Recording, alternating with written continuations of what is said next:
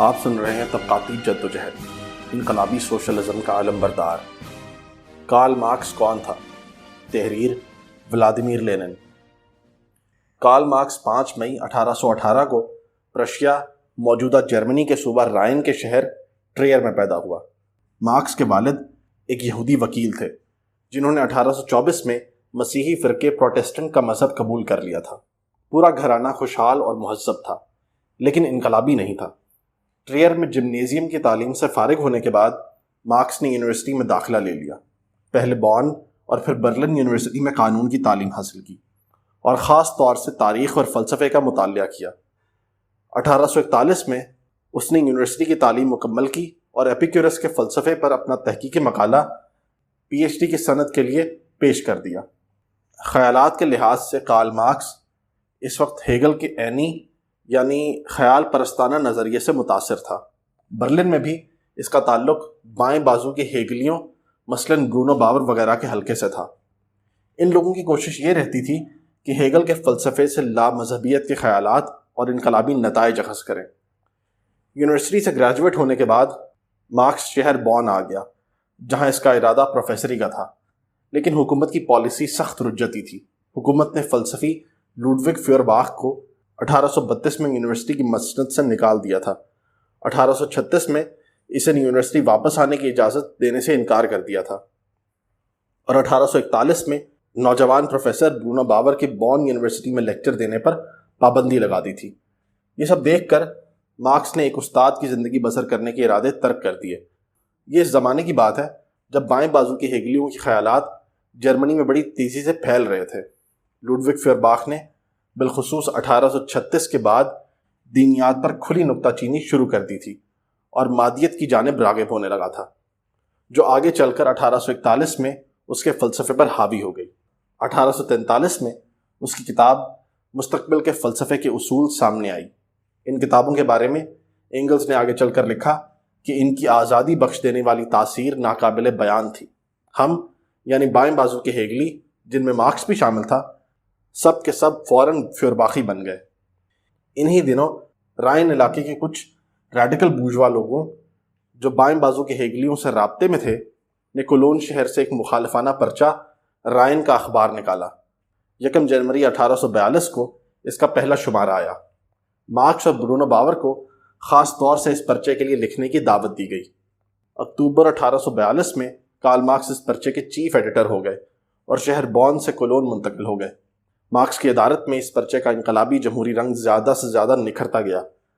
پہلے تو حکومت نے اس پر دوہری تحری سینسرشپ لگائی، پھر 1 جنوری 1943 کو پرچے کو کچلنے کا فیصلہ کیا گیا۔ اس سے قبل ہی مارکس کو مجبوراً ادارت سے استعفیٰ دینا پڑا، لیکن اس کا استعفیٰ پرچے کو بچا نہیں سکا اور بالآخر مارچ 1943 میں اشاعت منقطع کر دی گئی۔ اخباری سرگرمیوں نے مارکس پر واضح کر دیا کہ سیاسی معاشیات سے اس کی واقفیت کافی نہیں تھی، چنانچہ اس نے پورے جوش و خروش سے اس کے مطالعے کا آغاز کر دیا۔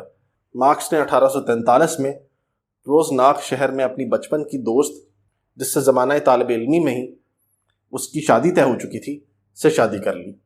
مارکس کی بیوی کا تعلق پرشیا کی اشرافیہ کے ایک رجتی گھرانے سے تھا۔ اس کا بڑا بھائی 1850 سے 58 کے نہایت رجتی دور میں پرشیا کا وزیر داخلہ بھی رہا۔ 1843 میں موسم خزاں میں مارکس پیرس چلا گیا تاکہ وہاں سے آرنولڈ روگے کے ساتھ ایک ریڈیکل رسالہ نکال سکے۔ روگے بھی اس وقت بائیں بازو کا ہیگلی تھا۔ اس رسالے کا صرف ایک ہی شمارہ نکل پایا اور جرمنی نے چوری چھپے اسے تقسیم کرنے کی مشکلات اور روگے سے اختلافات کی وجہ سے اشاعت منقطع ہو گئی۔ تاہم اس رسالے میں مارکس کے مضامین واضح کرتے ہیں کہ وہ ایک انقلابی بن چکا تھا جو ہر موجود چیز پر بے رحم تنقید، بالخصوص ہتھیاروں کے ذریعے تنقید کی وکالت کرتا تھا اور عوام اور پرولتاریہ سے استدعا کرتا تھا۔ ستمبر 1844 میں فریڈرک اینگلز کچھ دنوں کے لیے پیرس آیا اور اس کے بعد سے مارکس کا قریب ترین دوست بن گیا۔ دونوں اس وقت پیرس میں انقلابی گروہوں کی جوش کھاتی زندگی کا سرگرم حصہ بن گئے۔ اس وقت پرودوں کا نظریہ خاص اہمیت کا حامل تھا، جسے مارکس نے 1847 میں اپنی تصنیف فلسفے کی غربت میں شدید تنقید کا نشانہ بنا کر پارا پارا کر دیا۔ مارکس اور اینگلز نے پیٹی بورژوا سوشلزم کے مختلف نظریات کے خلاف سخت جدوجہد کا آغاز کیا۔ اور پرولتاری سوشلزم یا کمیونزم یعنی مارکسزم کی حکمت عملی اور نظریات وضع کیے۔ 1845 میں پرشیائی حکومت کے لگاتار اصرار پر مارکس کو خطرناک انقلابی قرار دے کر پیرس سے نکال دیا گیا۔ وہ برسلز چلا گیا۔ 1847 کے موسم بہار میں مارکس اور اینگلز نے خفیہ پروپیگنڈا سوسائٹی کمیونسٹ لیگ میں شمولیت اختیار کر لی۔ وہ لیگ کی دوسری کانگریس، جس کا انعقاد نومبر 1847 میں لندن میں ہوا، بہت نمایاں تھے، اور اسی کانگریس کے کہنے پر انہوں نے مشہور زمانہ کمیونسٹ مینیفیسٹو مرتب کیا، جو فروری 1848 میں چھپ کر سامنے آیا۔ نہایت وضاحت اور کمال ذہانت سے اس تصنیف نے دنیا کا ایک نیا تصور پیش کیا، جو مادیت، جدلیات، طبقاتی جدوجہد کے نظریے اور ایک نئے کمیونسٹ سماج کے خالق کے طور پر پرولتاریہ کے تاریخی انقلابی کردار سے مطابقت رکھتا تھا۔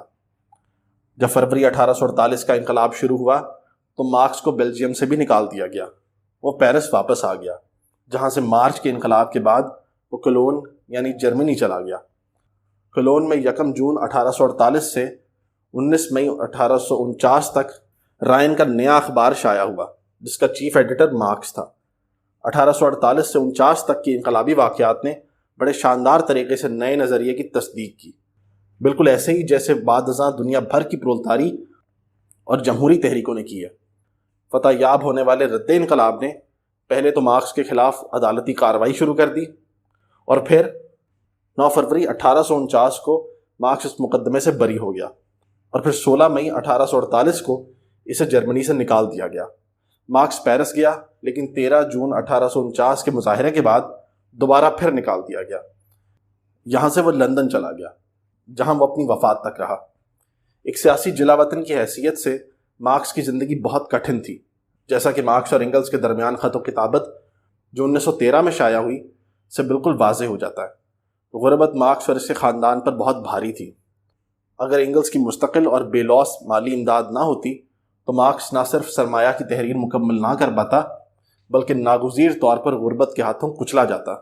مزید برآں پیٹی بورژوا سوشلزم اور بالعموم غیر پرولتاری سوشلزم کے مروجہ نظریات اور رجحانات نے مارکس کو مسلسل اور بے رحم جدوجہد کرنے اور بعض اوقات انتہائی وحشیانہ اور ننگ انسانیت ذاتی حملوں کا مقابلہ کرنے پر مجبور کیا۔ سیاسی جلا وطنوں کے حلقوں سے الگ تھلگ رہ کر مارکس نے کئی تاریخی تحریروں میں اپنے مادیت کے نظریے کو پروان چڑھایا اور سیاسی معاشیات کے مطالعے کے لیے خود کو وقف کر دیا۔ مارکس نے سیاسی معاشیات کے تنقیدی جائزے پر مضمون جو کہ 1859 میں شائع ہوا، اور سرمایہ کی پہلی جلد جو کہ 1867 میں شائع ہوئی، کے ذریعے سائنس میں انقلاب برپا کر دیا۔ 19ویں صدی کی چھٹی دہائی کے اواخر اور 7ویں دہائی میں جمہوری تحریکوں کے احیاء نے مارکس کو دوبارہ عملی سرگرمی کی طرف کھینچا۔ 28 ستمبر 1864 میں لندن میں انٹرنیشنل ورکنگ مین ایسوسی ایشن قائم کی گئی، جو پہلی انٹرنیشنل کے نام سے مشہور ہے۔ مارکس اس تنظیم کے روح رواں تھے۔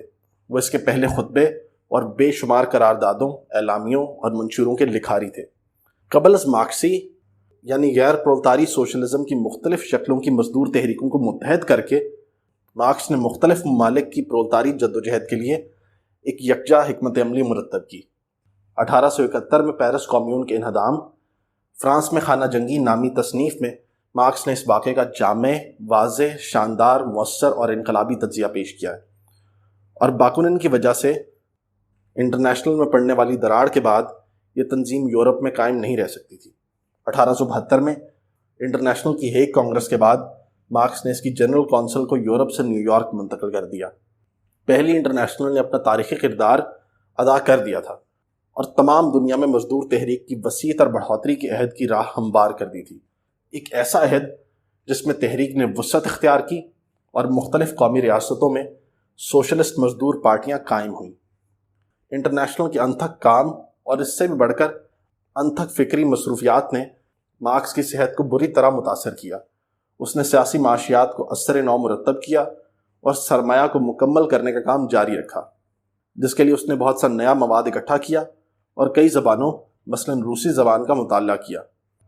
تاہم صحت کی خرابی نے اسے سرمایہ کی تصنیف مکمل کرنے نہ دی۔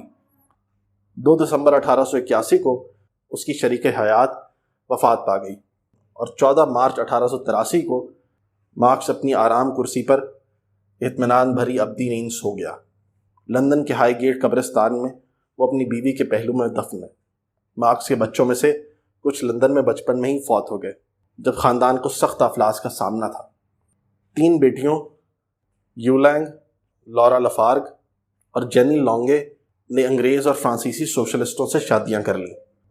جینی لانگے کا بیٹا فرانسیسی سوشلسٹ پارٹی کا رکن ہے۔